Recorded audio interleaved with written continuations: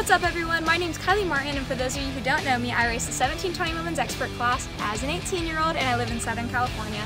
And today we're going to be doing this super sick bike breakdown. Not my race bike, which I'm sure you guys could have guessed by the huge 26-inch behind me, but instead today we're going to be doing a bike breakdown on the AMX250 prototype, which I have right here. She's a total babe.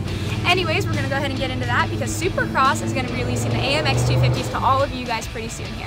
So I'm going to go ahead and show you guys what parts that I use and all that good stuff so that you know what to expect when you get yours in the mail. So let's get into it.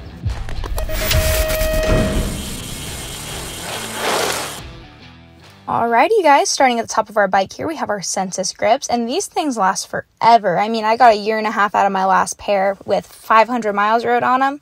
They're the perfect and ideal ride-out grip, especially when you're going those long distances and don't want to have your hands blister or constantly be replacing grips. Next up, we have our Speedline brakes. These things help you stop on a dime when needed because you never know how crazy that a ride-out can get and where that one sketchy wheelie kit is. Next up, we have our Supercross 8-inch flatline bars, which are held on by my 53mm Supercross stem.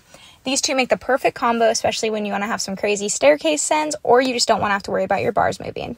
Next up on our bike breakdown here is going to be our DTH tires by Maxxis, which are 26 by 215. These guys hold up so great in so many different conditions, and let me tell you, these things are so grippy too. I mean, I've been in super slick streets before and they haven't even tried to move out from under me. So I highly recommend getting yourself a pair, especially because you never know what type of ride-out that you'll be going on.